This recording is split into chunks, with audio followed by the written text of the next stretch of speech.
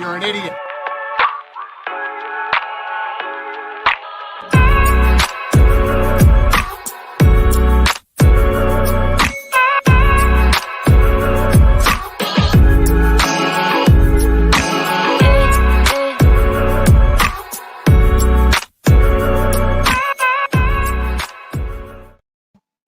What is poppin', fight fans, and welcome back to another edition of the Mystic Hour on the MMA Island. And I am joined by, some people like to call themselves a legend. They like to give themselves this name, but I am joined by an actual legend of the game, the former UFC babysitters to the star, my guy, my man, my mentor, I can say this, Burt Watson in the building. What's up, baby? Man, I'm trying to make it, baby. One day at a time. And thank you very much for that eloquent intro. I'm blessed and lucky. But you weren't too far off track. But I'm good. Absolutely, I got to give all the flowers to one of the most immortalized mans in this game. But first and foremost, Burt, how are you doing? We haven't talked to you. The fans have not spoken to you in a long time. Yeah, well, Burt Watson is fine. It's been a heck of a year for everybody. It's been a heck of a year for our industry, and it's been a heck of a year for the world in general. But if everyone listened and everyone adhered to whatever regulations and stipulations were put down and went over each speed bump at 10 miles an hour instead of 20 or 30 miles an hour, we got through. Thank goodness MMA is floating its way back into reality. Combat sports is floating its way back, and so is everybody else. So I've been going along with the system and going along with everything. And luckily, I'm sitting here talking to you. So that means I'm living right, baby. That's right. I appreciate that. And thank you so much for giving me this opportunity, of course, as always. So how did you feel seeing a lot of these organizations make their comebacks? That's the PFL, Bellator. Of course, UFC came back pretty quick, but kind of the other organizations besides the UFC. Well, it's a good thing. I mean, it's a good thing to see sports in general back actively and people being to actively participate and see it and visualize it. And the only good thing that came out of this, I believe in two things. One is you never know how much you don't know until you need to know it. And number two is that you don't miss it till it's gone. And now that it's starting to come back and people can see it or are energized with it and viewership is going up, and people missed it because they couldn't see it. Before they had it and they had choices and they opted for different things and they did different things. But when all of that shut down, wow, it kind of shook their heads a little bit. But, the athletes weren't working. The venues weren't busy. Athletes weren't being paid. They had to take care of their families. Some of them, this is their course of life and way of living. And they weren't able to do that because there was nothing going on. And thank goodness for television and the television industry and the market, which reached out to regional and other promoters and allowed them to keep that platform going. We're headed back in the right direction, man, and I'm glad to see that. Yeah, and me, of course, as a fight fan, seeing the other organizations besides the UFC come back, and they have such amazing fighters from Bellator, the PFL. For them to be back was amazing to see. But I'm going to speak on behalf of a lot of people who saw something very special this past week. And we saw, you posted on your Instagram first, we saw you were at the Mohegan Sun. We're just like, you're here to work. What are you here to work on? We're confused. Like, what is happening? And if everybody knows, Bellator does their events at the Mohegan Sun. They've been doing it for a very long periods of time. And we saw on that stage when they were weighing in, we saw a guy. I know you had a mask on your face, but you got a third man. We knew who that was. We knew who that was. Burt, can you tell us exactly what is break the news here? Drop it on the Mystic Hour if you can. Well, first of all, my life is MMA and combat sports. My entire life, from boxing to MMA. And during the year and the time off, it was kind of a mini retirement for me. It was a mini retirement for everybody. It gave everybody a reason to stop, and you had to stop. And for me, that's what retirement would be, because I still got a full tank of gas. So, but I couldn't. And as things started opening up and getting a little better, and different events started happening, I was always a person to keep in touch with people within the industry, always from various organizations. Every now and then, guys that I've worked with are now with various and other organizations under the tutelage that I gave them and the system that I taught. They're all now kind of on their own with other organizations, and I'm always in contact and talking. Thank goodness I had good relationships. So I picked up the phone one day, and I gave Scott Coker a call just to say, hey, see what was going on, how things were and how things are going. And he was like, oh, by the way, and he was giving me an idea of the schedules and the things that were going on and, what they were doing, and wanted to know what I was doing. And I said, well, I'm really kind of just chilling now, waiting for things to kind of get back to. But if somebody has something in mind, I'd be willing to listen. So he and I had a conversation. And of course, he said, well, listen, we got to fight May 7th at the Mohegan Sun. And we got one again. He gave me some other dates. And, why don't you come on out and let's kind of see how things work out. And let's bring some of that energy here. Let's bring some of that energy, because most of the fights and the guys have been playing to no audiences, and really, if there wasn't any energy that they brought themselves, there wasn't none given to them, baby. So that was kind of how the conversation got started. So I said to him, I could do that, but it would be hard to do that in one shot. So, he gave me a couple of days and laid a couple of dates out. So I went on and I did the first fight, which was May 7th. I had a great time. I'll be back with Bellator May 21st at the Mohegan Sun, and that's Cyborg. And we'll go on from there. We'll just see how much energy I can bring, what I do bring to the table, and how it works. And if it helps put air in those 4 tires, I am on the car, baby. And I'm telling you that.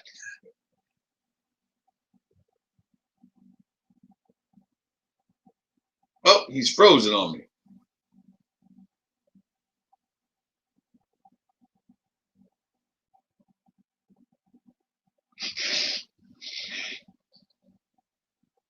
That's technology, ladies and gentlemen. It happens like that. I just probably have to re-say all that all over again.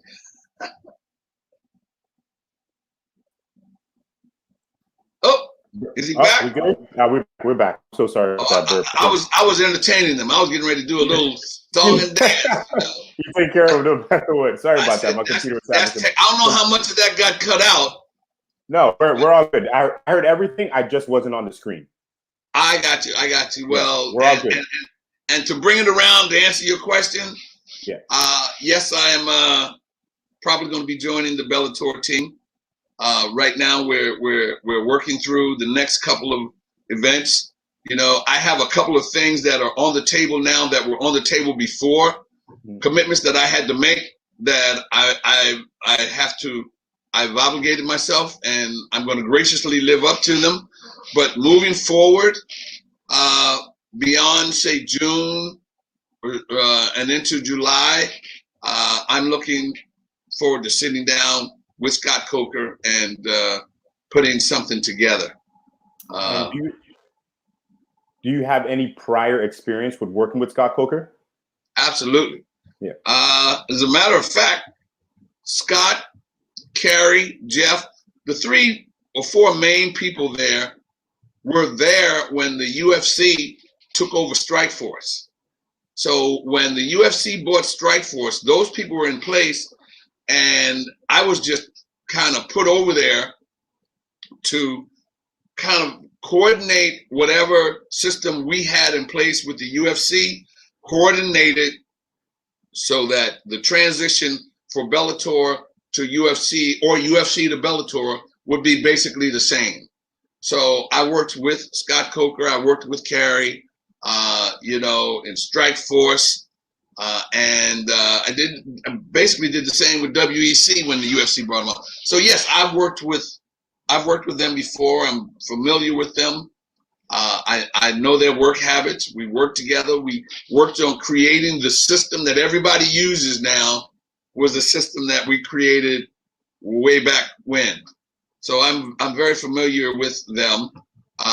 But I can tell you that with the COVID situation going on now has changed the entire creative process, because everything is, I went up there and I was in the bubble for the first week, and there's a lot of things that you have to maintain the safety of the event and the safety of the fighters. But the only thing there that I was unfamiliar with was the process of doing an event through the COVID situation. But everything else was real good to see. It was good to be a part of it. And I had a great time, man. I had a great time.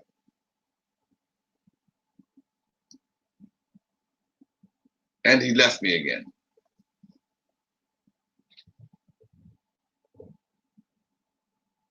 But it was all good, man. I had a wonderful time, and I'm looking forward to doing it again. There it is. It's coming back. Sorry, Bert. Just having some technical difficulties with my computer. I'm not sure what's happening. That's okay. That's okay. You know what? When the next time I see you, son, I'm gonna have a Christmas present for you. On your computer. No worries, but we're still here. I'm just talking via my phone, but we're all good. But one question that I wanted to ask you: you said that you called Bellator, you called Scott Coker. Yes. Why not call the UFC and maybe want to go back there instead of going to Bellator? Is it more because of the COVID situation to where that's more closer to where you reside, or just other reasons that you? Well, number one, with the COVID situation, it was ideal because it was in Connecticut, Mohegan Sun. It's close to me. And I didn't call him with the intentions of going to work. I called him checking in like I do with everybody. Yeah. I call Ray Seffo every now and then. I speak with Terry Wade every now and then. I call various organizations just to chat and conversations. And that's what it was. Timing is everything.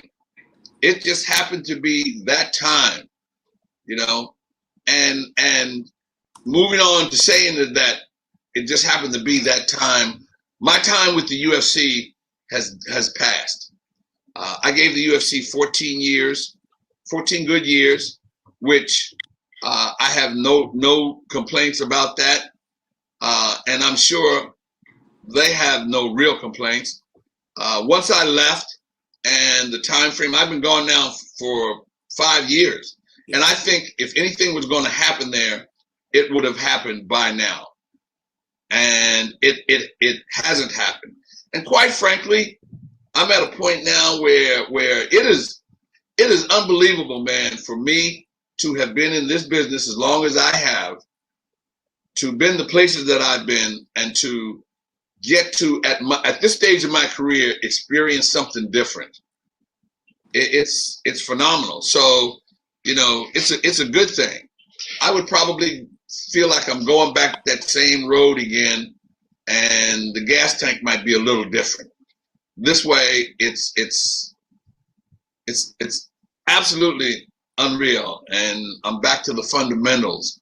But at the same time, it was great to get in a dressing room, and I knew a lot of the guys that I saw this past weekend, guys I've worked with in other organizations and the UFC, so they knew what was coming. And there were some guys that knew of my past, and knew what was about to come. Okay,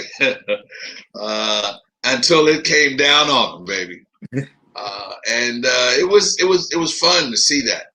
I scared a couple of people, but but at that point, if you're looking at me in that cage, you need not have any fear any place in your body, okay? Because it's a little too late. You have made it, and now you got to play it. Yeah, and the question I want to ask next is: there's a lot of new guys now coming up in this sport, younger guys, some 19-year-olds fighting, some 20-year-olds, people who are pretty young in this game, and we're seeing that happen more normally now within the mixed martial arts community. What is something you want to instill in those younger fighters about you, Burt Watson, as a person coming into working with Bellator? Just to know that my work and my involvement comes from a very deep place. It's not perpetrated. It's not false.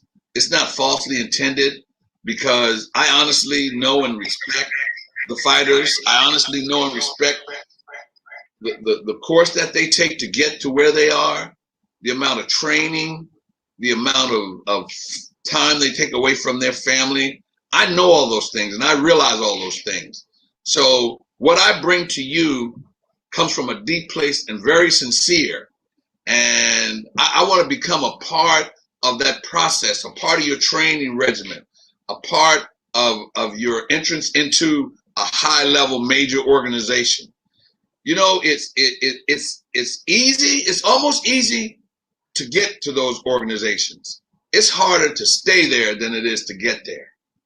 So I want to instill what it takes to get there, to be there, the energy level, the intensity, and the commitment from everybody around them, that we're there to see them survive and to see them become, famous and become great athletes in this sport, man. And I saw a lot of young guys, man, who I'd never really met before, but were excited to be there and excited to experience what they thought I was going to give to them. Whatever they thought they were going to get from me, they got it. And they're going to get more, baby. That's good. And I love to hear that, of course. And before, you get that opportunity, Scott Coker tells you about that. Who are you most excited to work with? I know you work with a lot of guys in the past, from Anthony Rumble Johnson to Ryan Bader, a lot of guys. Who are you most excited to see and work with? I'll tell you who I was very anxious. I was excited to see everybody that I knew. The excitement, eventually to work with Cyborg and probably get to meet Fedor and just other guys that are in that system. But on a personal note, my career, I've worked with a series of 3 or 4 siblings who were in the sport. And I have a fondness for them and a good relationship with Anthony Pettis and Duke Rufus. And to get to see Sergio Pettis, the little guy that I met years ago with the little big eyes that were stargazing, become a world champion was pretty special for me, and it was pretty amazing to see his talent develop, because I didn't really get to see his development, but I knew it was there because he was there. And I knew what his brother had. I knew what Coach Rufus brings to the table. So I knew that if he was in the mix of that, there was no way that he was going to get around that. But then also for, the young man that he fought, to see Bang, Dwayne Ludwig, and, to see him there, and TJ Dillashaw and other guys that I knew that have some good positive energy and good solid technical skills to give, to see all those people around those younger guys was special for me, because I saw their development and I know that they got nothing but good to give to those other guys. But to see Sergio win that belt, man, that was pretty special. And congratulations to Sergio Pettis on winning that title. Baby. That family right there. We got Anthony Pettis winning the UFC title, WC title. Now we have Sergio winning that Bellator Yes. title. So that Yes. is amazing to see on Yes. me. And you got And Anthony looking like the dad, okay? Yeah. To the to the young baby brother, and all along Coach Rufus over there, you know. But again, you know, like I said, with Dwayne and Dillashaw, you know, and I saw tons of guys out there. Our sport is I'm impressed because I see why our sport has moved as fast as it has and has placed the way it has, you know, in comparison to boxing, you know, because I can see how the guys help each other, how they work with each other, how they train with each other, and how they share their technical skills and technical learning. You know, I saw the development of that in MMA, and it was a little different in boxing back in the day when I was there. You know, camps were camps, and if you belonged to a gym, you stayed at that. It may have changed now, but to see that in MMA and see that development, it's pretty special, and it speaks to volumes to why the sport has progressed the way it has, and just how much bigger it's going to get, especially Bellator. We've seen a trend recently with a couple of fighters while they're weighing in during the ceremonial weigh-ins, touch each other, push each other. We saw a fighter at Drakkar Close actually suffer a concussion and a bruise in the cervical in his neck. And I remember seeing in the weigh-in, someone got a little bit too hot and you kind of held them back. What is something you tell the fighters before they weigh in or during if they get too amped up and pumped up? And what can you do to stop that going forward? Because it's happening a lot right now in the sport. A lot. And I personally, the first one, and I know that, and one of the things that I do during the course of the week and that I put in their head is that fighting for free is overrated and hurts for nothing. You don't fight for free when you can get paid for it. You don't bully somebody just for the sake of doing that. You know, and that's what that comes down to when you get to a weigh-in and you face off and you face somebody. You got the next night to do whatever you need to do to get that respect that you feel you're not getting. So you know, as I'm standing there on the stage and they come by me, I'll say to them, both sides, don't touch them, don't touch them. Save it for tomorrow night. When it's your fight, your night, then you get it right. Fighting for free is overrated, hurts for nothing, and it's disrespectful. You don't need all of that pushing and shoving. It proves absolutely nothing. And as we can see now, it proves absolutely nothing, but it becomes a detriment to not only the event, but to the sport. And it's cheap and it looks disrespectful. And I say that to the guys. And anybody that I'm around, I make sure that they know that's how I feel about that. And I catch them on their way in a weigh-in. That's the time you need to put that in a fighter's ear, not after he's done that. And, you know, I'm just saying that that's the time you need to do it, and that's when I do it. I've had a few scuffles, but nothing major. And I usually know by the time they get ready to get on stage, you know, not only who might get a little antsy with each other, but what camps might get a little antsy with each other, you know, and I try to keep them as separated as much as I can. But when they walk past me, first thing I say, don't touch him. Don't touch him. Don't touch him. Absolutely. And recently we've seen another hot take that I want to ask you about. We've seen a couple fighters have trouble with their weights. You know, this happens in the sport, of course, but it's been pretty bad. Last Friday, we saw Ryan Benoit have to be carried on stage to be able to weigh in. If a fighter needs to be carried to be weighed in on stage, should they even be weighing in? If you have to carry a fighter, so, you know, the fact of carrying him on the stage is not always as bad as it looks. You know, the process of cutting weight is pretty tolling on a body. And sometimes, you know, I put to fault the fighter not putting as much of that weight cutting process into his training as he do to save it for fight week. I absolutely don't agree with that. You don't save that, oh, I can cut 10 pounds in a week, or I can, I don't have to worry about my weight because this is how I do it. Then you also know what it is to dehydrate yourself to a point that you can't walk or you collapse or you fall out. Believe me, a fighter knows when he's getting to that point. But being a fighter, they push themselves to that limit to make that weight.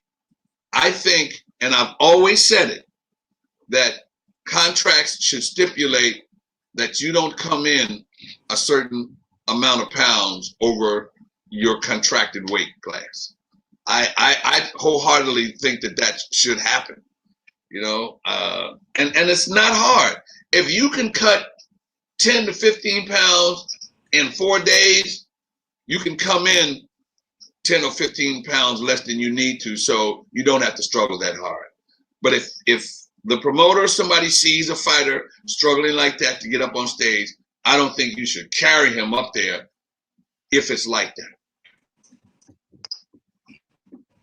Yeah, because we had Jeff Neal as well after he fought me saying that he had 30 pounds in 1 week because he was sick previous week before, and we've seen people cut. Do you feel that maybe that's not being monitored closely enough for him to be 37 pounds versus on that scale? Right? I don't think. What I think needs to happen is that it needs to be a part of the contractual system where you stipulate a certain weight class. It's like that with the commissions. The commissions some commissions will not let a fight go on if a person is 5 pounds heavier than the other person or 6 pounds heavier than the other person. So there's already something in place that says that you have to be at a certain weight. The weight class says that you have to be at a certain weight. So I think it needs to be monitored a little closer to stipulate the possibility of a guy coming in at a certain amount of weight over his contracted weight class. And if someone monitors that, I monitor a guy when I'm on site. I monitor him from the time he gets there. The first thing I do is put him on the scale, and I see then. I know from then what that fighter weighs and how much weight he has to cut, and I stay on him as opposed to waiting for the last minute to question how we looking. So somebody needs to switch it up a little bit and kind of. Two things fighters don't like to do is lose a fight and not get paid. Okay? Trust me. And if there's a penalty, and normally there are penalties for missing weight, you enforce a little bit stronger and a little harder on those ends, you'll get to it. But coordinators need to monitor that a little better. 100% I agree with that. So if you listen. Yeah. I have to ask you this question, of course, because you are from the boxing world originally. Of course, you worked with Joe Frazier back in the day. Boxing is in a different spoken Joe. Boxing is in a different stage now within America, and we have the Paul brothers right now, kind of almost, I would say, taking the lead in the boxing game now because people are watching them. They got eyes. Floyd Mayweather just squared off with him in a fight down here that's going to happen with Logan Paul. But there was a situation to where Jake Paul grabbed the hat off of Floyd Mayweather's head, and they got into a fight. It got pretty bad. Do you think the Paul brothers are hurting or helping boxing right now? Because they are bringing eyes, but it might not be the most positive eyes. I don't have a problem with entertainment and people making money and getting paid for entertainment, and the entertainment value of whatever it is that you do. The production of certain things, that entertainment value couldn't get to a point if the boxers didn't participate in it, or the fighters, the professional fighters didn't participate in it. If they didn't participate themselves, then it couldn't happen. And You know, no disrespect to boxing, because that's my sport and I love it. But someone has to monitor and maintain the integrity of what the sport is. And, you know, if you take a production and you put the wrong production value on it, you're going to get what you don't want to get from it.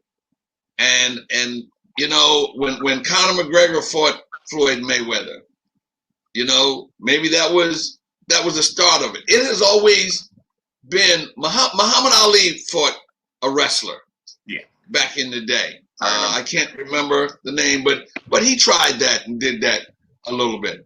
But it was entertainment and it was for fun.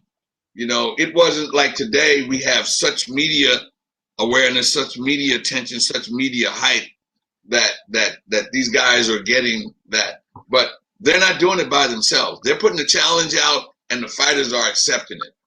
People need to sit back and look at the sport and realize where the sport is and what value does that bring to the sport? What value does that bring to the individual that participates? You got to look at those things. You know, I heard Ben Aster afterwards. He said he was sorry 5 times, maybe. I don't think I've ever heard him say he was sorry for one match he did in MMA. So I think that it can only get the legs and keep going if both parties participate. You know, let those guys do what they do in YouTube and how they do it. Nothing against them. You know, go ahead and do it. But if somebody comes to me, I'm a coordinator in mixed martial arts and boxing. Someone came to me once and asked me, I did the Billboard Award once, the Latin Billboards. But that was still within the coordinating spectrum. If somebody comes to me and tells me that they want me to coordinate a squirrel fight, I might think twice about that, you know, and not put myself in that situation, you know. So there's a lot of blame to go around for that. And unfortunately, I'll tell you, they're making bank on it. And as long as they're getting paid and they're getting paid well and they get those great numbers for television, it's going to continue. It's not going to stop. Absolutely. And of course, they hear first from you. Hopefully they can get that situated in the back, because I've heard a lot of different things with the coordination, but hopefully that works out to the best of their abilities. But Burt, you know, I can talk to you forever. We can talk all day. Anything Always. you want to say to the fans and the people that have been supporting you for the multitude of your career? I just, as I say to you, I'm always very appreciative of those who appreciate me and what I do. You know, I'm on social media at any time on at Burt Watson for real. Make sure you check out, you know, Instagram, Facebook, and Twitter.